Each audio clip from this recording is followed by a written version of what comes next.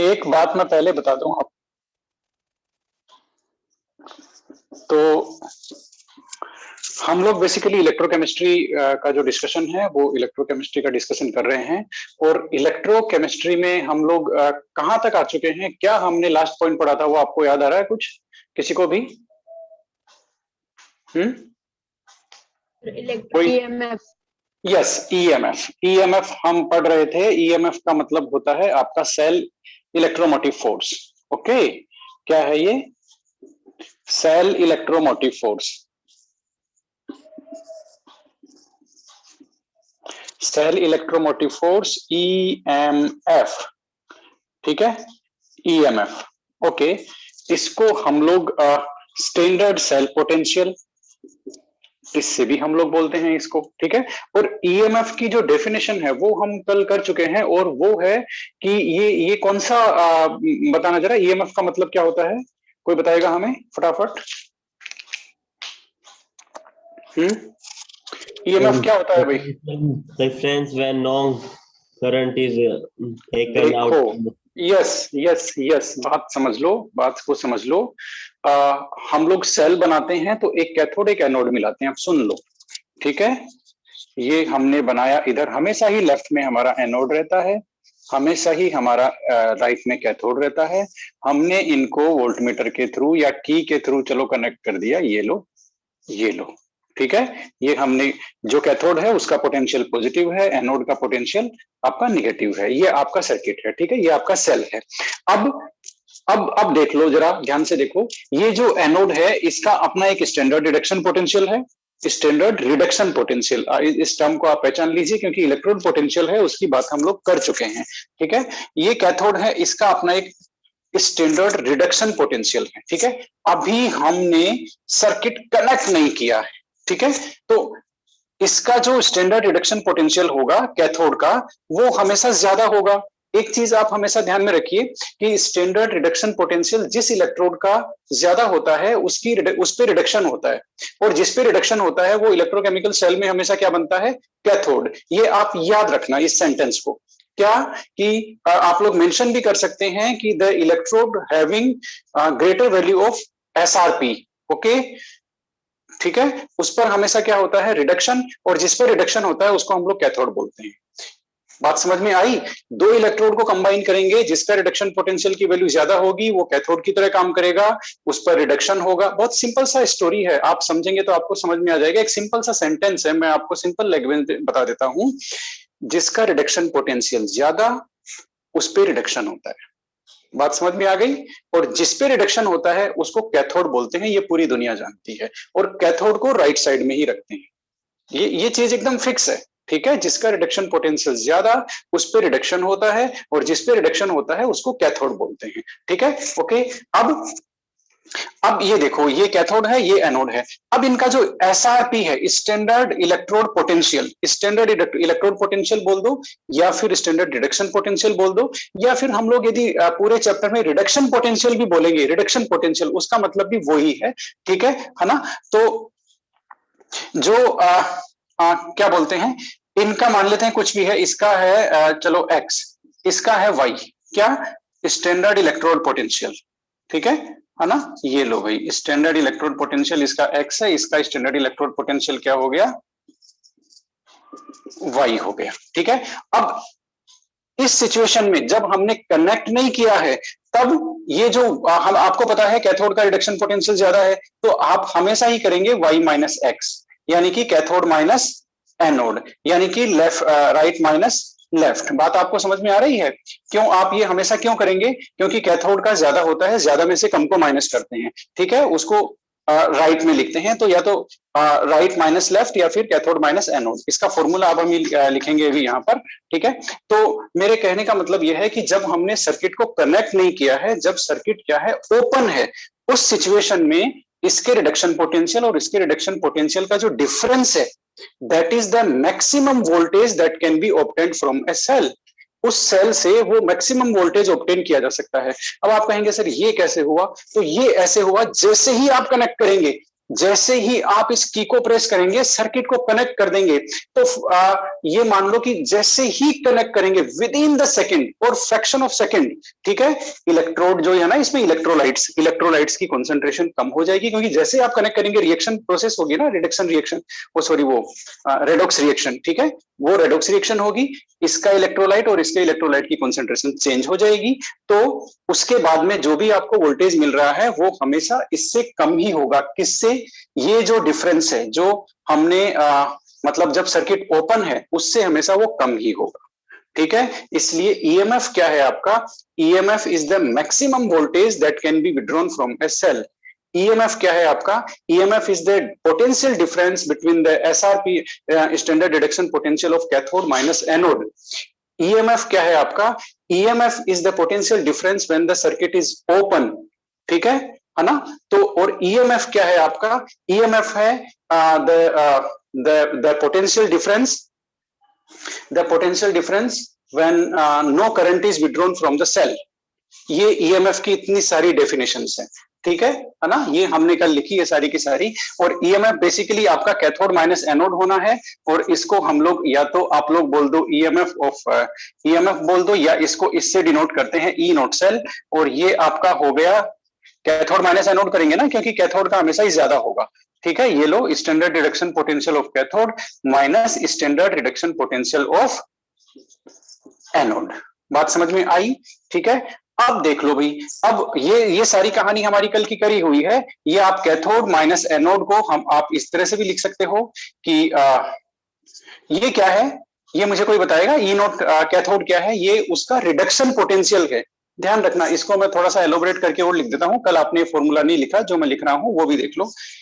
EMF या E naught cell is equal to standard reduction potential of cathode minus standard reduction potential of anode. ये लो, चाहो तो ये लिख दो, चाहो तो ये लिख दो। अब आप समझ गए ये ई नोट कैथोड क्या है? That is standard reduction potential of cathode. यहां पर आप समझ लो बात को, IUPAC ने कह दिया कि आपको ऑक्सीडेशन पोटेंशियल की बात ही नहीं करनी है, ठीक है। बात को समझ में आ गई? आपका जो भी ऑक्सीडेशन पोटेंशियल यदि कोई वैल्यू लिखी हुई भी है, आप उसके आगे नेगेटिव साइन ऐड कर दो, वो आपका रिडक्शन पोटेंशियल बन गया। यूज आपको रिडक्शन पोटेंशियल ही लेना है। पूरी इलेक्ट्रोकेमिस्ट्री में रिडक्शन पोटेंशियल टर्म का ही यूज है। सारे फॉर्मूला में रिडक्शन पोटेंशियल ही आपको रखना है, ऑक्सीडेशन पोटेंशियल की कहीं कोई बात नहीं है, ठीक है। तो ये इसका मतलब ये हो गया, ये जो इलेक्ट्रोड पोटेंशियल है ये रिडक्शन पोटेंशियल है कैथोड का, ये रिडक्शन पोटेंशियल है एनोड का, ठीक है। रिडक्शन पोटेंशियल बोल दो, चाहे स्टैंडर्ड रिडक्शन पोटेंशियल बोल दो, हम लोग कॉमनली इस टर्म को यूज करेंगे। ये आपका EMF है। अब ये इतनी कहानी क्लियर है, आगे चल सकते हैं क्या? बताना जरा। बोलो फटाफट। ये फॉर्मूला आपने लिख लिया? यस। तो फिर अब हम देखो आगे बात करते हैं। EMF का एक बहुत इंपॉर्टेंट फीचर है, बहुत ही ज्यादा इंपॉर्टेंट फीचर है। आप लोग लिख लो, मैं बोल देता हूं। A cell works until the EMF becomes zero.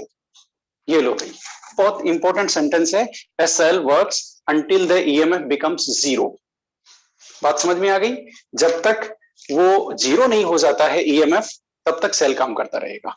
यानी कि आप देख लो, जब भी एक सेल यदि वोल्टेज रिलीज कर रहा है तो उसके लिए EMF की जो वैल्यू है ना, ई नोट सेल, ये हमेशा ही क्या होगी? पॉजिटिव होगी। एक सेल तभी इलेक्ट्रिसिटी रिलीज करेगा, तभी वोल्टेज रिलीज करेगा जब उसका EMF पॉजिटिव वैल्यू में है। जब तक पॉजिटिव वैल्यू में है तब तक वो इलेक्ट्रिसिटी या वोल्टेज रिलीज करता रहेगा। बात आपको समझ में आ रही है? वोल्टेज रिलीज करता रहेगा। तो कोई भी सेल कब काम करेगा? जब उसका EMF की वैल्यू क्या है? पॉजिटिव है। और वो तब तक काम करता रहता है जब तक वो पॉजिटिव रहती है। इसका मतलब समझ लो आप लोग, इसका मतलब समझ लो। सपोज अभी हमने क्या हुआ? कनेक्ट नहीं किया, ठीक है ना। जैसे ही कनेक्ट करेंगे आप जानते हो, रेडॉक्स रिएक्शन प्रोसीड हो जाएगी। जो इसमें इलेक्ट्रोलाइट है उसकी कॉन्सेंट्रेशन चेंज हो जाएगी। ये आपने समझा हुआ है किसमें, डैनियल सेल में, कि किस तरह से ZnSO4 की कॉन्सेंट्रेशन यहाँ इंक्रीज होती है और CuSO4 की कॉन्सेंट्रेशन यहाँ डिक्रीज होती है। मैं उसी की बात कर रहा हूं, इलेक्ट्रोलाइट की। ठीक है, वापस बता देता हूं। जैसे ही आप सर्किट कनेक्ट करोगे, रेडॉक्स रिएक्शन स्टार्ट होगी दोनों चैम्बर्स में, दोनों हाफ सेल में। ठीक है, और इलेक्ट्रोलाइट की कॉन्सेंट्रेशन उसी टाइम पर चेंज होना स्टार्ट हो जाएगी। ठीक है, साइमल्टेनियसली। जैसे इलेक्ट्रोलाइट की कॉन्सेंट्रेशन डिक्रीज होगी, जैसे ही इलेक्ट्रोलाइट की कॉन्सेंट्रेशन जो है वो डिक्रीज होगी, है ना, वैसे ही क्या होगा आपका, ये क्या बोलते हैं, ईएमएफ भी गिरता चला जाएगा। ईएमएफ भी क्या होगा, गिरता चला जाएगा। ठीक है, इसलिए ईएमएफ स्टार्टिंग में हाईएस्ट होता है, उसके बाद जैसे जैसे इलेक्ट्रोलाइट की कॉन्सेंट्रेशन डिक्रीज होती जाती है, जैसे जैसे रिएक्शन प्रोसीड होती है, जैसे जैसे सेल काम करता है, 1 दिन 2 दिन 5 दिन 10 दिन, उसके बाद उसका ईएमएफ डाउन होता चला जाता है। एक सिचुएशन ऐसी आती है जब ईएमएफ 0 हो जाता है, उसका मतलब ये हुआ कि आपका इसका कैथोड और ये जो एनोड का डिफरेंस है ना, वो 0 हो जाता है, तब सेल काम करना बंद कर देता है, सेल और काम नहीं करता। हम बोल देते हैं सेल डेड हो गया, इस रिमोट का सेल अब चेंज करो। बात समझ में आई कि नहीं आई आपको? बहुत सिंपल सी थ्योरी है। कोई भी सेल तब तक ही काम करता है जब तक ईएमएफ की वैल्यू क्या है, पॉजिटिव है। यानी कि एक इलेक्ट्रोकेमिकल सेल के लिए जब तक वो वर्किंग कंडीशन में है तब तक आपका ईएमएफ पॉजिटिव होगा, या हम लोग ये भी बोल सकते हैं E naught cathode is greater than, ये देख लो, ये कई सारी रिलेशंस हैं। ठीक है, एक ही इनका मीनिंग है ना। तो ये 2 सेंटेंस मैंने आपको बताए हैं, ये आपको याद रखने हैं। कौन से 2 सेंटेंस? नंबर 1, जिस इलेक्ट्रोड का रिडक्शन पोटेंशियल ज्यादा, उस पे क्या होता है बताना जरा। सर वहां पे होता है रिडक्शन। अरे भाई हाँ, रिडक्शन पोटेंशियल ज्यादा तो रिडक्शन ही होगा ना, यानी कि रिडक्शन पोटेंशियल की वैल्यू ज्यादा है, इसका मतलब उसकी रिडक्शन की टेंडेंसी ज्यादा है। वापस बोल देता हूं, जिस इलेक्ट्रोड का रिडक्शन पोटेंशियल ज्यादा, उस पे क्या होगा, रिडक्शन। और वो इलेक्ट्रोकेमिकल सेल में किसका काम करेगा, कैथोड। कैथोड का। ये एकदम फिक्स है। और कैथोड को हम लोग किधर लिखते हैं, लेफ्ट में राइट में? राइट में। राइट में। ठीक है, अब एक चीज और बताओ, सेल डेड कब होता है? कोई सेल डेड है, इसका मतलब उसकी ईएमएफ की वैल्यू क्या है, 0। यानी कि उसका इलेक्ट्रोड पोटेंशियल, देखो हमें जो मिलता है आउटकम, वो बेसिकली दोनों जो हमारे इलेक्ट्रोड हैं इनका डिफरेंस ही तो मिलता है। ये देखो डिफरेंस मिल रहा है, ये देखो ये क्या है, इनका डिफरेंस है। तो इनका डिफरेंस 0 होते ही हमें ये इसकी वैल्यू 0 हो जाएगी। ठीक है, और इनकी वैल्यू किस पे डिपेंड करती है, इसमें जो कॉन्सेंट्रेशन है, टेम्परेचर है, कई सारे फैक्टर हैं, उन पे डिपेंड करती है। और जैसे जैसे हम प्रोसीड करेंगे, रिएक्टेंट खत्म होता चला जाएगा, रिएक्टेंट खत्म होता चला जाएगा, तो इनकी वैल्यू डाउन होती चली जाएगी, इसकी वैल्यू इंक्रीज होती चली जाएगी, इसकी वैल्यू डाउन होती चली जाएगी, दोनों का डिफरेंस 0 हो जाएगा। हम कहेंगे सेल डेड हो गया। फिर कोई इसको बोल करके बोलो। सर एक बार आपने बोला कि जब सेल कनेक्ट नहीं होती है तब उसको ईएमएफ बोलते हैं। सर एक बार जब सेल वर्क करने लगती है तो सर ईएमएफ की वैल्यू कम होने लगती है, तो सर उसको ईएमएफ क्यों बोल रहे हैं? तो EMF... नहीं, उसको ईएमएफ नहीं बोल रहे ना, उसकी नेक्स्ट टर्म है, हमारी बात को समझो, है ना। ये हो सकता है मैंने अभी यूज किया हो ये टर्म, उसकी हमारी नेक्स्ट टर्म है, वो है सेल पोटेंशियल। जैसे ही आपने सेल कनेक्ट कर दिया, अब सेल से जो भी आउटकम वोल्टेज मिल रहा है वो आपका क्या है, वो आपका सेल पोटेंशियल है, और वो हमेशा ही ईएमएफ से कम होगा। ईएमएफ तो क्या है, जब तक हमने कनेक्ट नहीं किया है तब तक मैक्सिमम डिफरेंस है कि भाई ये मैक्सिमम डिफरेंस है एनोड और कैथोड का। जैसे ही आपने कनेक्ट कर दिया, ठीक है, वैसे ही क्या होगा, रिएक्शन प्रोसीड होना चालू हो जाएगी, और जो सेल का आउटकम है, वो है सेल पोटेंशियल। तो आपको अभी यही लिखना है, सेल पोटेंशियल हमारा हेडिंग। ठीक है, फटाफट लिख लो सेल पोटेंशियल। और सेल पोटेंशियल की डेफिनेशन भी लिख लो भाई, सेल पोटेंशियल भी काफी इंटरेस्टिंग बात है। ठीक है, फटाफट लिख लो सेल पोटेंशियल की डेफिनेशन। यस, मैं बोल देता हूं, the potential difference between two electrodes, the potential difference between two electrodes of a cell when the circuit is closed, or when the cell is working। जब सेल वर्क कर रहा है तब जो पोटेंशियल डिफरेंस है वो सेल वोल्टेज है आपका, और वो सेल पोटेंशियल है। शुरुआत से। यस, शुरुआत से तो मैंने ये मिटाया और मैंने ये हेडिंग भी हटाया, ठीक है। तो ये बहुत बेसिक कॉन्सेप्ट है जो हमें काफी इंटरेस्टिंग हमारी जो लर्निंग है उसको बनाते हैं। और ये हम देखो बेसिकली टर्म्स डिस्कस कर रहे हैं, ये टर्म्स का मीनिंग आपको 100% क्लियर होना चाहिए। हम बात कर रहे हैं सेल पोटेंशियल की, ठीक है ना। अब सेल पोटेंशियल क्या है आपका, सेल पोटेंशियल की डेफिनेशन लिख लो, potential difference, potential difference when potential difference between कर लो, between cathode and anode, या फिर टू इलेक्ट्रोड लिख लो, कुछ भी लिख लो, कैसे भी डेफिनेशन बना सकते हैं। potential difference between cathode and anode when the cell is working। अब सेल वर्क कर रहा है इसका मतलब क्या है, सर्किट क्लोज्ड है, तो आप लोग लिख सकते हो और सर्किट इज क्लोज्ड। बात समझ में आ गई, ठीक है। तो और अब देखो बेसिक डिफरेंस क्या है सेल पोटेंशियल का और ईएमएफ का, वो बहुत बेसिक है। ईएमएफ तो क्या है कि हाईएस्ट वैल्यू है ना, जिसकी वजह से सेल काम करता है। जब तक ईएमएफ की वैल्यू पॉजिटिव रहेगी तब तक सेल वोल्टेज रिलीज करने की सिचुएशन में रहेगा। सेल पोटेंशियल क्या है, ये सेल का आउटकम है। सेल एक्चुअल में कितना वोल्टेज रिलीज कर रहा है वो सेल पोटेंशियल है, ठीक है। तो जैसे आप लोग छोटी बैटरी लाते हो दीवार घड़ी के लिए, वो 1.5 उस पे जनरली लिखा रहता है, या एक निप्पो का सेल देखा है ना, उस पे 1.5 वोल्टेज, वो उसका ईएमएफ है। जैसे आप उसको सर्किट में लगाओगे उसका जो वोल्टेज उससे रिलीज होगा वो उससे आपको कम ही मिलेगा।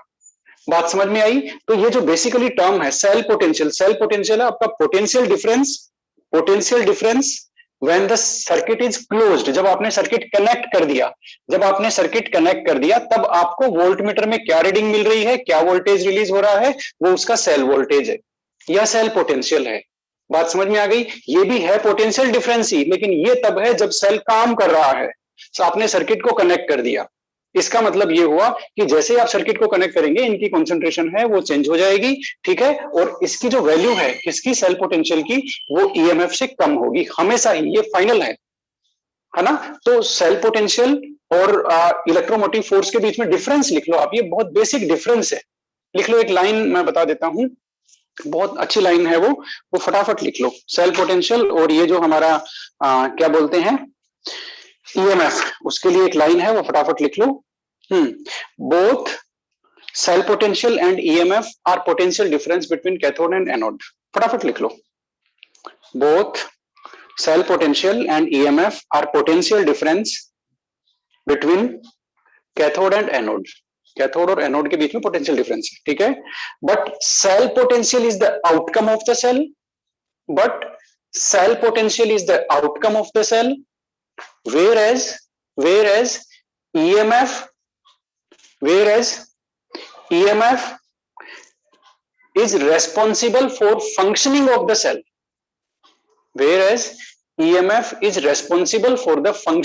the cell, बात समझ में आ गई, ठीक है। तो ये बेसिकली दोनों हैं, सेल पोटेंशियल और ये टर्म है आपकी, ठीक है ना। और ये आपको पता चली गया कि सेल वोल्टेज या सेल पोटेंशियल कब तक रिलीज करता है सेल, बताना जरा, जब तक कि ईएमएफ की वैल्यू क्या नहीं हो जाती, जीरो। ईएमएफ की वैल्यू जब तक जीरो नहीं हो जाती तब तक सेल काम करता रहेगा। अब देखो, है ना, ठीक है, थ्योरेटिकली वो तब तक काम करता है, यानी कि यदि आपने ऐसे इलेक्ट्रोड ले लिए जिनका आपने इलेक्ट्रोड पोटेंशियल को माइनस किया, यानी कि डिफरेंस निकाला और वो जीरो है, तो वो आपका सेल काम नहीं करेगा, वो नहीं करेगा, ठीक है। या फिर आपने एनोड ऐसा ले लिया कि आपने कहा कि नहीं मैं तो इसको एनोड ही बनाऊंगा और इस इलेक्ट्रोड को मैं कैथोड ही बनाऊंगा। अब वो सेल काम करेगा कि नहीं करेगा, ये इस बात पे डिपेंड करता है कि आप पहले इसका रिडक्शन पोटेंशियल और इसका जो रिडक्शन पोटेंशियल है उसको माइनस करेंगे। यदि वो पॉजिटिव आ रहा है, ईएमएफ पॉजिटिव आ रहा है, तभी वो सेल काम करेगा, अदरवाइज आपको उनको चेंज करना पड़ेगा। मतलब यहां पर आपकी मनमर्जी नहीं चलेगी कि आपने किसी को भी कैथोड बना दिया, किसी को भी एनोड बना दिया, नो, ठीक है। कैथोड और एनोड जब कंबाइन करेंगे तो वो फिक्स है। बात समझ में आई, कौन किसके रेस्पेक्ट में कैथोड बनेगा, कौन किसके रेस्पेक्ट में एनोड बनेगा। एक ही इलेक्ट्रोड कभी कैथोड का भी काम करता है, कभी एनोड का भी काम करता है, डिपेंड करता है सामने वाला कौन है, सामने वाले का यदि रिडक्शन पोटेंशियल उससे कम हो गया तो वो खुद कैथोड का काम करने लग जाएगा, और जो सामने वाला है वो क्या हो जाएगा, एनोड, क्योंकि उसका रिडक्शन पोटेंशियल कम है। ठीक है, और यदि सामने वाले का रिडक्शन पोटेंशियल ज्यादा हो जाएगा तो सामने वाला इलेक्ट्रोड करेगा कैथोड का काम और खुद बन जाएगा वो एनोड, क्योंकि वो अब उसका रिडक्शन पोटेंशियल कम है। बात वैसे ही है, जैसे मुझसे यदि हैवी कोई आ गया, ठीक है, तो मैं लाइट हो जाऊंगा, और मुझसे लाइटर कोई पर्सन है जिसका वजन मुझसे कहो तो वो मैं उसके लिए हैवी हो जाऊंगा। बात वही है ना। ठीक है, तो ये बहुत बेसिक फंडामेंटल्स थे एक सेल के बारे में और मैंने आपको बताया है। अब हम लोग सेल पोटेंशियल और ईएमएफ का डिफरेंस ले लेते हैं, फटाफट इनका डिफरेंस क्या है ना। तो आप लोग हेडिंग लगा लो, difference between cell potential and EMF.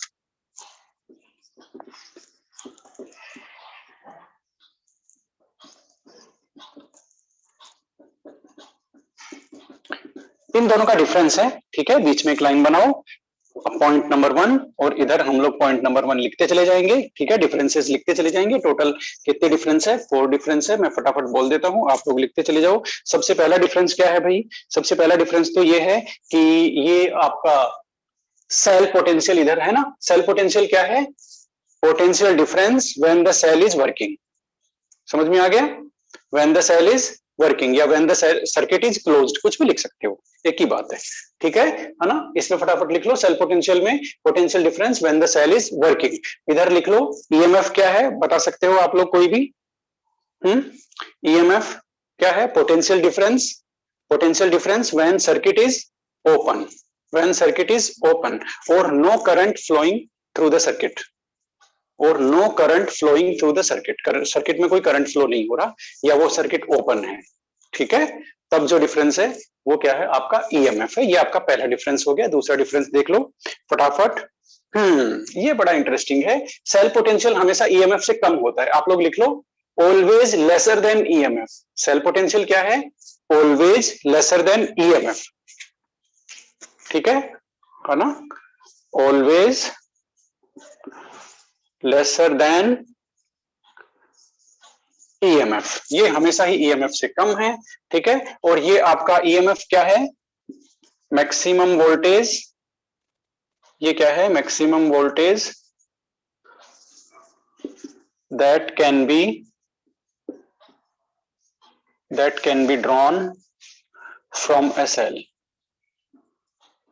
ये लो भाई, ये मैक्सिमम वोल्टेज है जो सेल से लिया जा सकता है, और ये आपका क्या है, हमेशा ही उससे कम होता है। ठीक है, ये हो गया।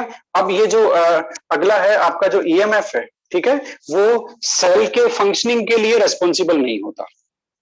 ठीक है ना, लिख लो आप लोग, not responsible, cell potential is not responsible, not responsible for study current from the cell. ये लो भाई, सेल की फंक्शनिंग के लिए रेस्पॉन्सिबल नहीं है सेल पोटेंशियल। सेल काम करने के लिए कौन रेस्पॉन्सिबल है, आपका ये जो ईएमएफ है वो है। तो ये हो गया not responsible for study current from the cell, और ये आ गया रेस्पॉन्सिबल। ये रेस्पॉन्सिबल है, यानी कि सेल की फंक्शनिंग के लिए रेस्पॉन्सिबल है। ये लास्ट वाला लिख लो, can be measured by voltmeter. ये लो भाई, ये जो आप वोल्टमीटर कनेक्ट करते हो ना, वोल्टमीटर आप कनेक्ट करते हो सर्किट में, कैथोड और एनोड के बीच में। ठीक है, वो जो वोल्टेज दिखाता है ना एक सेल की, जो वो सेल वोल्टेज है, वही तो सेल पोटेंशियल है। ठीक है, क्योंकि जब सेल काम कर रहा है तो जो भी वोल्टमीटर की रीडिंग है वो सेल पोटेंशियल है, वही सेल वोल्टेज है, उतना वोल्टेज आपको मिल रहा है। बहुत सिंपल सी बात है। ठीक है, तो ये वोल्टमीटर से इसको मेजर कर सकते हैं, और इसको कैन बी, अब इसको आपको पता है सर्किट तो कनेक्ट कर ही नहीं सकते ना हमने, सर्किट कनेक्ट करते ही तो वो तो सेल पोटेंशियल हो गया। ठीक है, तो इसको मेजर करने के लिए स्पेसिफिक मेथड है, can be measured bye potentiometric method. अब ये हमारे ये मेथड्स हैं, ये हमारे डिस्कशन के बाहर की चीजें, can be measured bye potentiometric methods. ठीक है, तो ये कुछ कंपैरिजन है किसके, ईएमएफ के और सेल पोटेंशियल के। ओके, तो ये अब आपको ईएमएफ और सेल पोटेंशियल का जो मीनिंग है वो क्लियर हो गया, बताना जरा, बोलो। Yes sir. अब आपको इलेक्ट्रोड पोटेंशियल और रिडक्शन पोटेंशियल का मतलब समझ में आ गया? Yes sir. Okay, standard reduction potential पता चल गया। जी सर। स्टैंडर्ड रिडक्शन पोटेंशियल को इस तरह से हम लोग बोलते हैं, इलेक्ट्रोड का स्टैंडर्ड रिडक्शन पोटेंशियल, ईएमएफ को हम लोग ई नोट सेल बोलते हैं। ठीक है, ये सारा आपका टर्मिनोलॉजी है, ये इनके बीच में डिफरेंस था। और अब सेल की एक फंक्शनिंग आपको थोड़ा थोड़ा आइडिया लग गया होगा कि सेल किस तरह से काम करता है। ठीक है, ओके, तो अब हम लोग चलते हैं नेक्स्ट टॉपिक की ओर और देखते हैं कितना टाइम बाकी है। So better to have the next meeting, है ना? नहीं, टाइम है अभी तो, चलो कोई बात नहीं, टाइम है, चलते हैं। ओके, सर पोटेंशियोमीटर इंक्रीज भी होता है क्या? पोटेंशियोमीटर क्या? सर पोटेंशियोमीटर इंक्रीज भी होता है क्या? अरे पोटेंशियोमीटर इंक्रीज क्या, वो तो इंस्ट्रूमेंट बेचारा, इंक्रीज डिक्रीज का कैसे होगा सवाल? बात समझ में आई? तब वो मेजर करता है कि वो इंक्रीज हो रहा है कि नहीं हो रहा है ईएमएफआई। सर ईएमएफ, अरे ईएमएफ को मेजर करने का मेथड है पोटेंशियोमेट्रिक मेथड। ठीक है, उसमें पोटेंशियोमीटर यूज लेते हैं। ठीक है, बेसिकली मेथड है एक। अब उसमें इंक्रीज डिक्रीज होने का कोई वो नहीं है ना? ईएमएफ हमने फिक्स कर दिया स्टैंडर्ड ईएमएफ। तो भाई एक सेल आप बनाओगे ना, कोई भी इलेक्ट्रोड, तो उसका तो फिक्स है, क्योंकि वो उसके स्टैंडर्ड रिडक्शन पोटेंशियल का डिफरेंस ही तो है, और स्टैंडर्ड रिडक्शन पोटेंशियल तो फिक्स है, वो तो चेंज ही नहीं होता। ठीक है, ओके। मेजरमेंट ऑफ, ये लो भाई, electrode potential, measurement of electrode potential. अभी हमने सेल का पोटेंशियल मेजर करना सीख लिया। ठीक है, सेल कैसा, सेल का पोटेंशियल वोल्टमीटर आपको बता देगा कितना वोल्टेज आ रहा है इस सेल से। ठीक है, कितना इसका पोटेंशियल डिफरेंस है। ओके, लेकिन यहां पर एक प्रॉब्लम आ गई, है ना? सर यहाँ पे सर आपने जो लिखा है सर, ये क्या लिखा है sir? Measurement of electrode potential. Sir थोड़ा सा, हाँ कोई बात नहीं, मेजरमेंट ऑफ इलेक्ट्रोड पोटेंशियल। ठीक है, मेजरमेंट ऑफ इलेक्ट्रोड पोटेंशियल। ठीक है, अब सबसे पहले एक प्रॉब्लम देख लेते हैं, हमारे सामने प्रॉब्लम क्या है, ये टॉपिक क्या है बोल करके। ये टॉपिक एक प्रॉब्लम का रिजल्ट है। ठीक है, तो प्रॉब्लम क्या आई कि हमें एक सिंगल इलेक्ट्रोड का इलेक्ट्रोड पोटेंशियल मेजर करना होगा। तो वो कैसे करेंगे भाई? कर ही नहीं सकते। क्यों? क्योंकि कोई भी इलेक्ट्रोड है वो इलेक्ट्रोड की तरह काम तो तब करेगा ना जब उसको दूसरे से कंबाइन करेंगे। बात आपको समझ में आई? कोई भी इलेक्ट्रोड है वो उसका पोटेंशियल डिफरेंस या वो काम तभी करेगा, या उस पे पोटेंशियल जो है वो तभी क्रिएट होगा जब उसको किसी दूसरे इलेक्ट्रोड से कंबाइन करेंगे। तो यदि अकेला कोई इलेक्ट्रोड है वो तो काम ही नहीं करेगा ना, तो उसका इलेक्ट्रोड पोटेंशियल कैसे मेजर कर सकते हैं? नहीं कर सकते, ये प्रॉब्लम आ गई। ठीक है, आपको बात समझ में आई कि एक सिंगल इलेक्ट्रोड का पोटेंशियल कैसे मेजर करें? कोई रास्ता ही नहीं है मेजर करने का। क्यों? क्योंकि जैसे ही उसको कनेक्ट करते हैं किसी और इलेक्ट्रोड से, है ना, तो वो चाहे एनोड बने चाहे कैथोड बने, हमें सेल जो वोल्टमीटर है वो तो हमें दोनों का डिफरेंस बता रहा है कि कैथोड माइनस एनोड का डिफरेंस ये है और ये सेल वोल्टेज है। तो हमें जो बेसिकली सेल में जो मिलता है वो तो डिफरेंस है, कैथोड माइनस एनोड, इन दोनों के पोटेंशियल, इन दोनों के इलेक्ट्रोड पोटेंशियल का डिफरेंस है। बात समझ में आई? तो सिंगल इलेक्ट्रोड का इलेक्ट्रोड पोटेंशियल कैसे हम लोग मेजर कर सकते हैं, ये हमारे सामने एक प्रॉब्लम है। इस प्रॉब्लम का फिर सॉल्यूशन दिया गया। इस प्रॉब्लम का सॉल्यूशन उन्होंने यही दिया कि भाई इसका एक ही इलाज है, इसका कोई दूसरा इलाज नहीं है। आप एक काम करो, एक जो इलेक्ट्रोड है आपका, एक इलेक्ट्रोड कोई भी, उसको रेफरेंस ले लो। ठीक है, और उसकी जो रिडक्शन पोटेंशियल की वैल्यू है वो आर्बिट्रेरीली कुछ भी मान लो। बात आपको समझ में आई या नहीं आई? ठीक है, फिर देखो, मैं अभी आएगी, कोई बात नहीं। तो एक इलेक्ट्रोड को उन्होंने क्या कहा कि एक इलेक्ट्रोड ले लेते हैं, उसको रेफरेंस मान लेते हैं और उससे कंबाइन करते हैं बाकी सारे इलेक्ट्रोड को। ठीक है, तो फिर बाकी सारे इलेक्ट्रोड का वो हमें इलेक्ट्रोड पोटेंशियल पता लग जाएगा। ठीक है ना?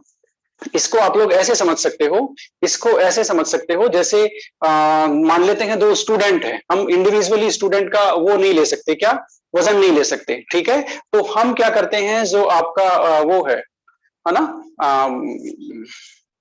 क्या बोलते हैं, दो स्टूडेंट्स को कंबाइन कर सकते हैं। एक स्टूडेंट की वैल्यू 0 ले सकते हैं हम कि भाई इसका वजन 0 है।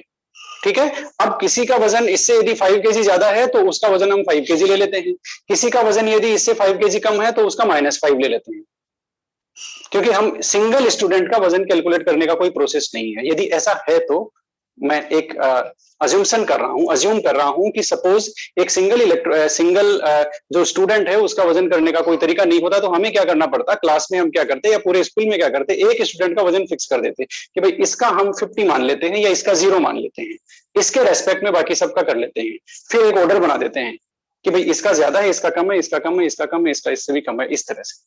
तो एक को क्या हुआ, रेफरेंस बना लिया उन्होंने, क्या हुआ, हाइड्रोजन इलेक्ट्रोड को पकड़ा और उन्होंने कहा हाइड्रोजन इलेक्ट्रोड रेफरेंस इलेक्ट्रोड है, इसके साथ कंबाइन करते जाओ बाकी सारे इलेक्ट्रोड को, और फिर उस इलेक्ट्रोड का इलेक्ट्रोड पोटेंशियल आपके सामने होगा।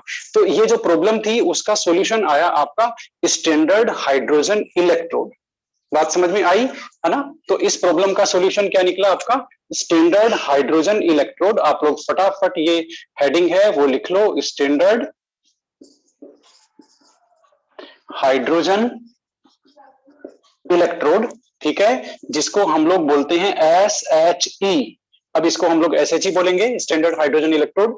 इसको क्या हुआ, हमने रेफरेंस मान लिया एज रेफरेंस इलेक्ट्रोड। ये लो भाई, ये हमारा रेफरेंस इलेक्ट्रोड है, ठीक है, ये हमारा रेफरेंस इलेक्ट्रोड है, standard hydrogen electrode as reference electrode, इसको रेफरेंस मान लिया। तो सबसे पहले हम देखते हैं स्टैंडर्ड हाइड्रोजन इलेक्ट्रोड है क्या, ठीक है, उसके बाद में उसकी स्ट्रक्चर देखते हैं, उसके बाद में उसकी रिएक्शन देखेंगे, उसके बाद में इसका वोल्टेज देखेंगे कि IUPAC ने कितना मान लिया इसके लिए, या सबने मिलकर के एक कन्वेंशन किया और इतना मान लेते हैं भाई इसका, और बाकी इसके रेस्पेक्ट में निकालेंगे। तो इसके लिए मिलते हैं अगली मीटिंग में, ठीक है, डन।